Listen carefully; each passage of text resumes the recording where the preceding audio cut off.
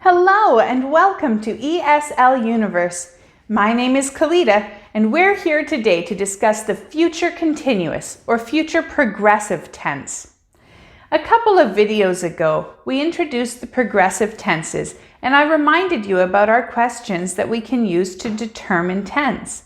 The first one being about timeline, or in other words, when it happened, and the second being about if the action is temporary or continuous. Based on our explanation in the present progressive tense and the name of this tense, I'm sure that you can guess that we are working now in the future, however with an action that is ongoing or continuous. If that is what you've guessed, then congratulations! You're starting to understand the application of our basic questions for choosing tense. However, I'm sure that you also know and understand that there is more to a tense than just knowing what it is called. As we've just discussed, the future progressive tense is all about something that will be happening in a continuous way at some point in the future. When we say that it will be continuous, it means that we expect it will continue for an expected length of time, rather than something that will simply occur at a specific time in the future. Something that we didn't discuss during the present progressive tense is that all progressive tenses tend to happen only with dynamic verbs, not with static verbs. Dynamic verbs are verbs that represent something that can change. For example, action verbs.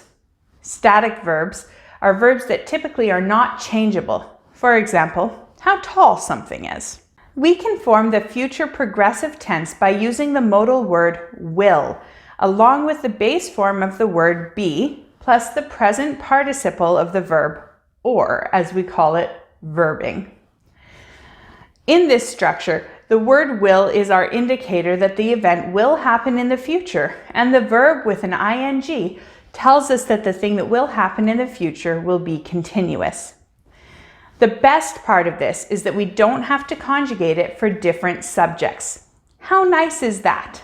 With that being said, it's important to know that there is one other way that we can form the future continuous, and that is by using the conjugated form of to be plus going to plus the verb ing, or verbing.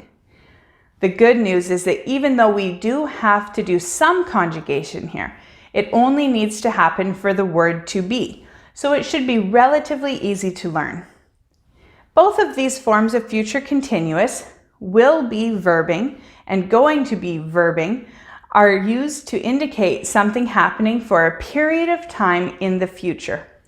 You may notice some patterns with one being used more frequently than the other as you continue to learn English, but these phrases can often be used somewhat interchangeably for the future progressive.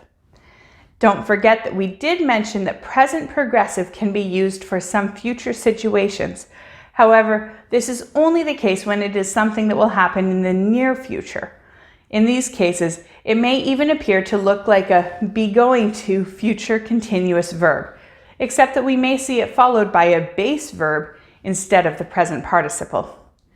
Other than these exceptions, we need to use the future progressive tense. In order to form the present participle of the verb, don't forget that we simply use the base form of the verb and then the ending ing added to it. However, as we discussed in the present progressive, there are a couple of spelling adjustments that need to be made in certain circumstances. As a reminder, if a verb ends with an E, we need to remove the E before adding the ing. For example, poke and poking. If a verb ends with an IE, we need to replace the IE with a Y before adding the ing. For example, lie and lying. Finally, if the last syllable of the verb has a consonant-vowel-consonant pattern that is stressed, we have to double the last consonant before adding the ing. For example, sit and sitting. As with all of the other tenses, of course, we can also use this tense when asking questions and in the negative form as well. To create the negative form, we simply add the word not after the first helping verb. This means that it will come either after the word will or after the conjugated form of to be. To form the question form of the future progressive tense, we have to swap the first helping verb with the subject of the sentence. This means that rather than saying, he will be going, we simply switch the first two words to say, will he be going? And rather than saying, he is going to be walking, we switch the first two words again to say, is he going to be walking? To form a question. For the question form, if we want to ask more than a yes or no question, we simply add one of the W questions to the front of the question.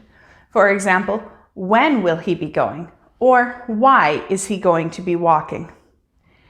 As a quick side note, don't forget that our question words are who, what, where, when, why, and how. We often refer to these as the 5 W's, although there is also an H that typically gets included in that summary. Let's try to practice each of these forms of the future progressive tense. I will be walking to the store. I will not be walking to the store. Will I be walking to the store? He is going to be traveling next year. He is not going to be traveling next year. Is he going to be traveling next year? We will be singing on Friday night. We will not be singing on Friday night. Will we be singing on Friday night? Why don't you try this with a few verbs of your own? Some verbs that you may want to try this with is call, play, run, fly, and sleep. I hope that these mini grammar lessons are helping you brush up on your grammar skills while still giving you the opportunity to practice your pronunciation skills in English. Don't forget to subscribe to my channel and see you next time.